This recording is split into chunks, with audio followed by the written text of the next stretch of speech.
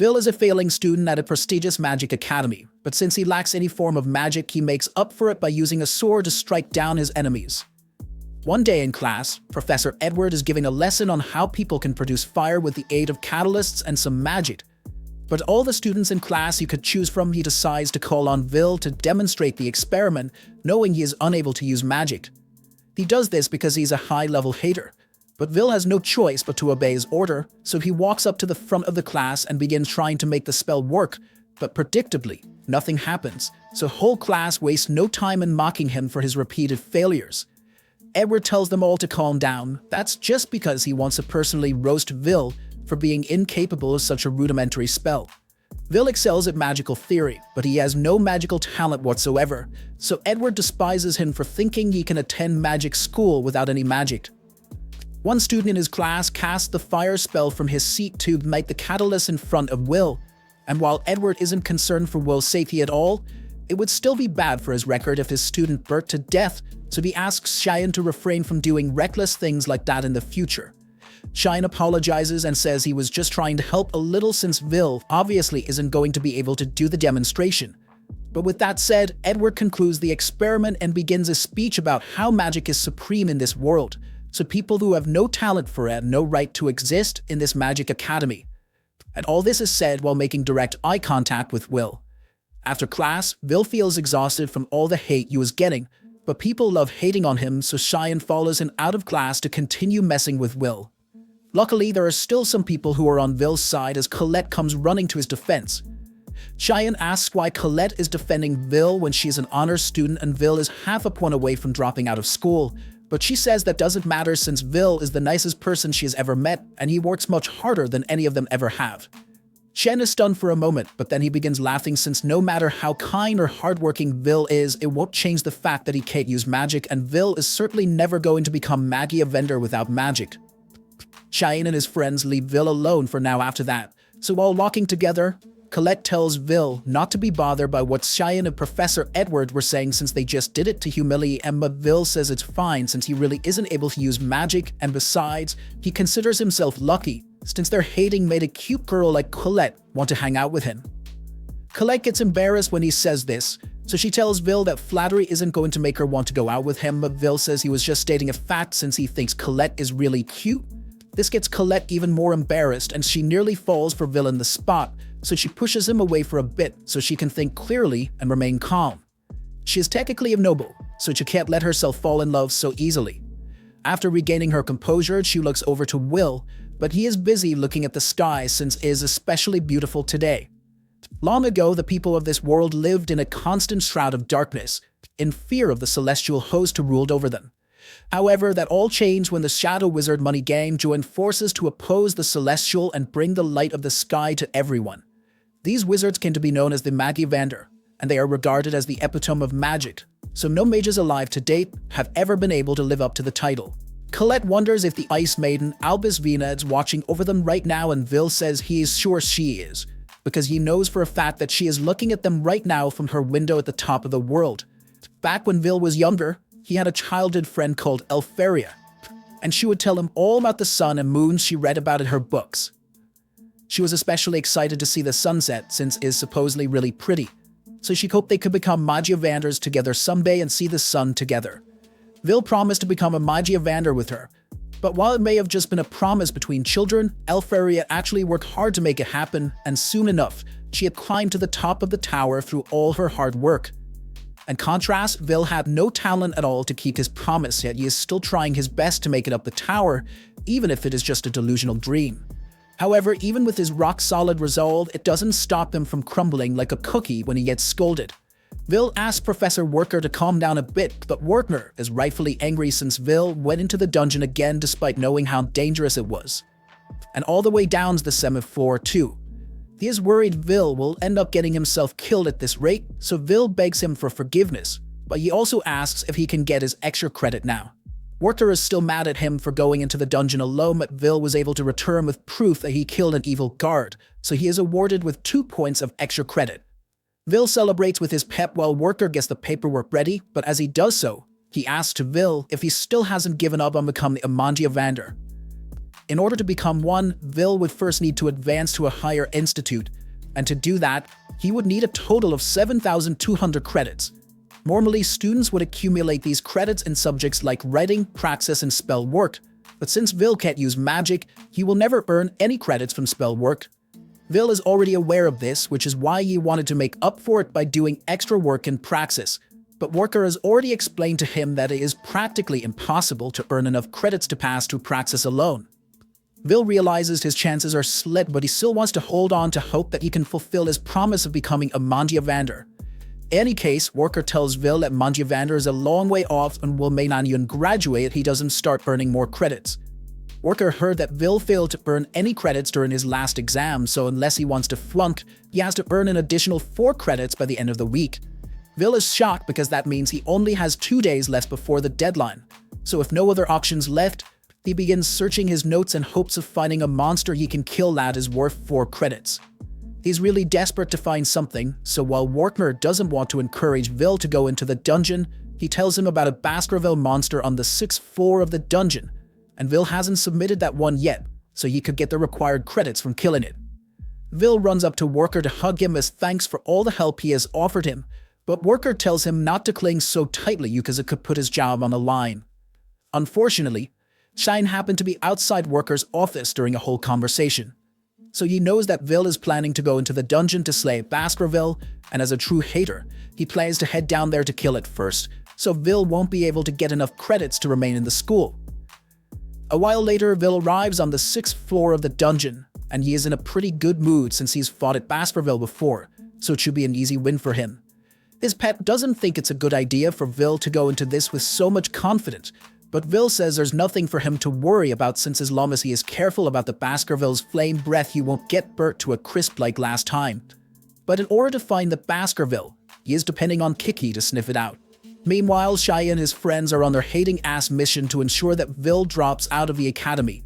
His friends are equally hating on Vil, so they plan to kill the Baskerville first, and after that, they'll beat up Vil to send a message. They are all on board with the plan, but one of his friends asks if it is really safe for them to be this deep in the dungeon when it's only 3 of them here, but Cheyenne takes offense to the question, saying he is more than enough to keep all of them safe. The others let it go since they don't want to make Shan mad, so Cheyenne keeps walking while continuing to internally hate on Vil. In Cheyenne's opinion, someone who isn't able to use magic shouldn't even dare to speak of the Mangiavanders, so the very sight of Vil offends him. Once they've gotten deep into the dungeon, Cheyenne turns around to brief his friends on what they need to do. But a second later, one of his friends gets punched so hard that he slams into a wall, and there's no way that dude survived this. Cheyenne remains calm as he faces the monster, but the other guy starts freaking the hell out. Vil hears the shrieks of the guy, and he instantly realizes that someone must be in trouble, so he rushes over to help. He can't believe there are other people this deep in the dungeon, but from the sound he just heard, they can't be too far away. As Vil arrives at the sight of all the screaming, he hides behind a wall and spots someone desperately shooting fireballs at the monster while pissing their pants, but none of his attacks are having any effect. That monster is an evil sentinel, and from what Vil knows, is worth 10 points.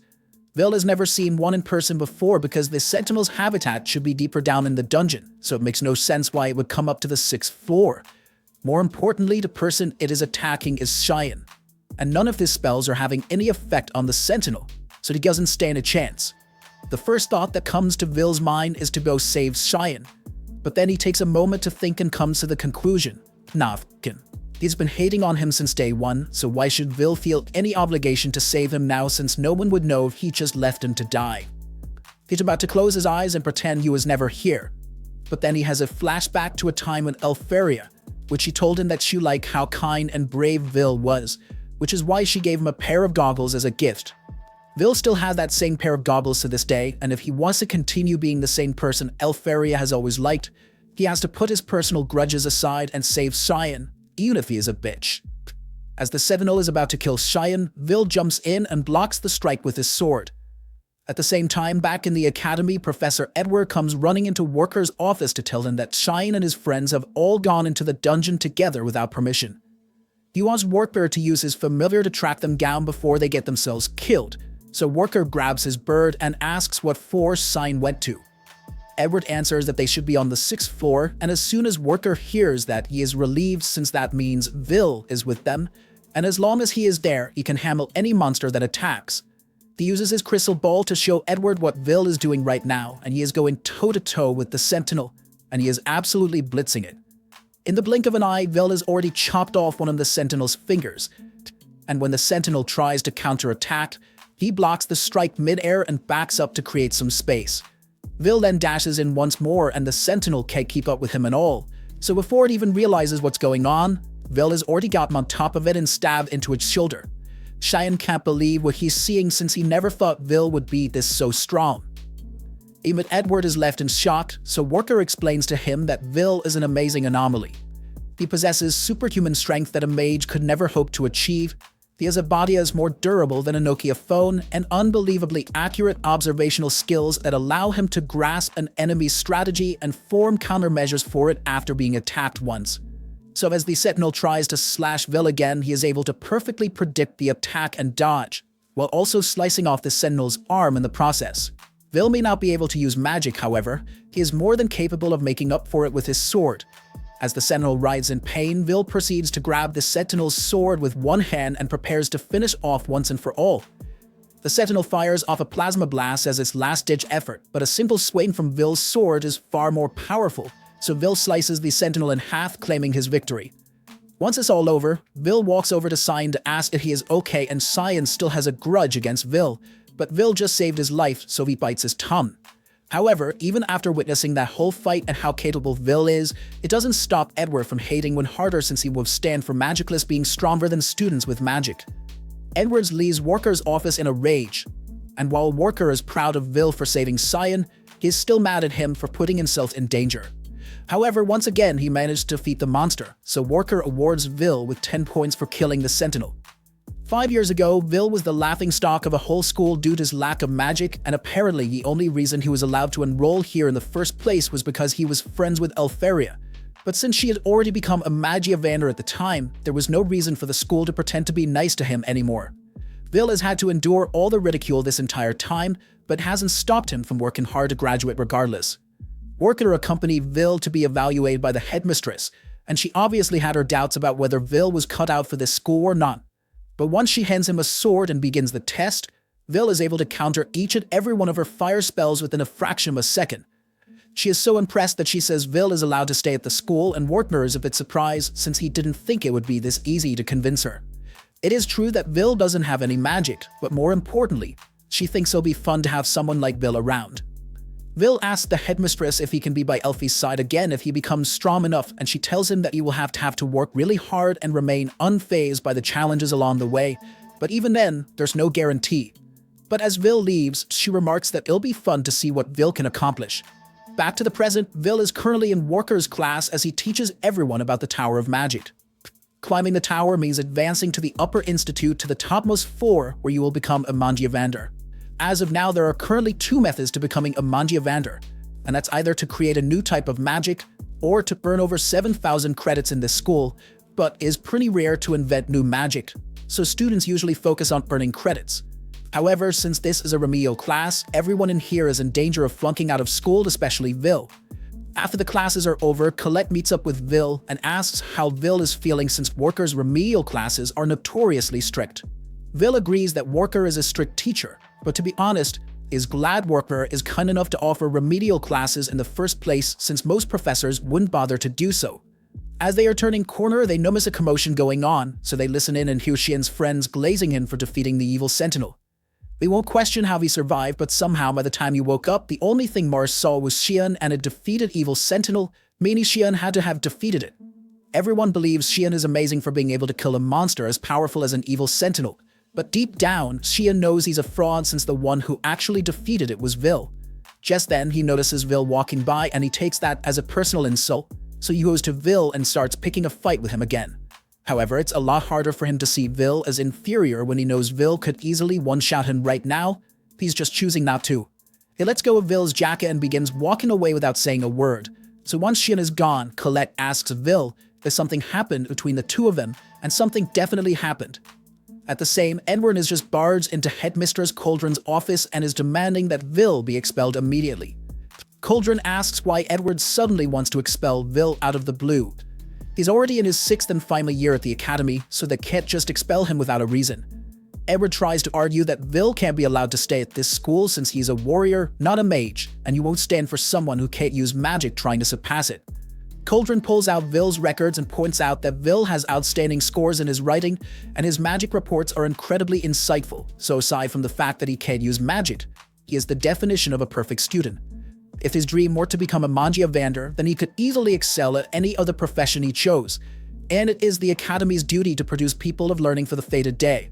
However, Edward states that the fact Vil wants to become a Mangiavander is the problem, and Cauldron can see Edward's points, so she proposes a solution. She tells Edward to go and personally test Vil, and if Vil cannot pass Edward's test, then he is free to expel him if he wants.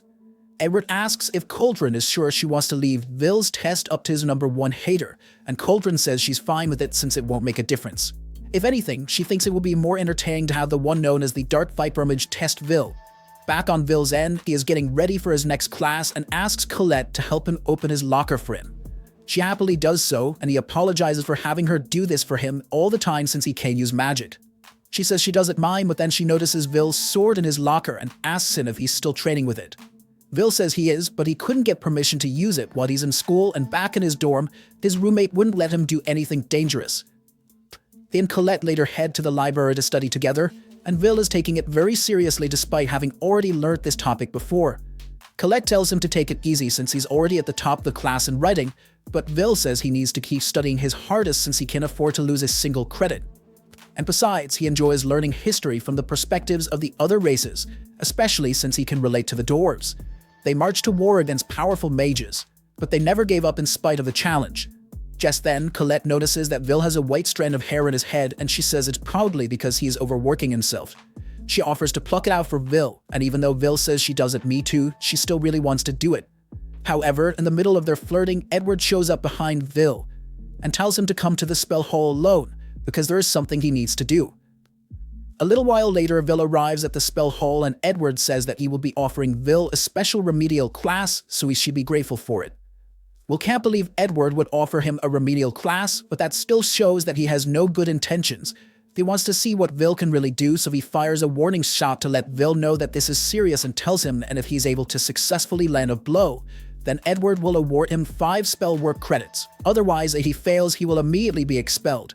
He also tells Vil that he is not allowed to refuse this test either, so he begins casting a spell to take Vil out. Meanwhile, Worker has just been summoned to Cauldron's office and she apologizes for calling him here on such short notice, but she thought Worker should be informed of what Edward is doing. She cast a spell to show him the test Edward is giving Vil, and she forbids Worker from interfering for any reason. She believes it's only fair that Edward gets to have his request granted since Worker got the same when he asked to watch over Vil. Still, Worker thinks it is too cruel to let Edward of all people be the one to test Vil because he is a man who nearly became a Mangiavander. He may have failed, but he still possesses power that is equivalent to one, so Vil is in serious danger right now. So far, Vil has been able to avoid getting hit by Edward's spells, but Edward has only been using low-level black magic so far, so Vil can't believe how much power Edward is producing. Vil has to fight back somehow, so he tries to run up behind Edward and land a kick, but Edward is easily able to block it with a shield spell. This shield is too strong for Vil to break it unarmed, and Edward calls him hopeless for thinking he could get through a magic shield with a kick. Edward then blasts him away, and Vil is starting to worry that there may be no way for him to win, as Edward is simply too strong for him to beat as he is now. Edward tells Vil that he will limit himself to 2 spells, one to attack with fire, and one to defend himself from Vil's crude attacks. However, even if it is only one attack spell, one who has mastered that one spell can outclass someone who has learned 1,000. Edward is simultaneously casting his fire spell, and Vil knows it will be bad news for him if he gets hit with that, so he starts running away.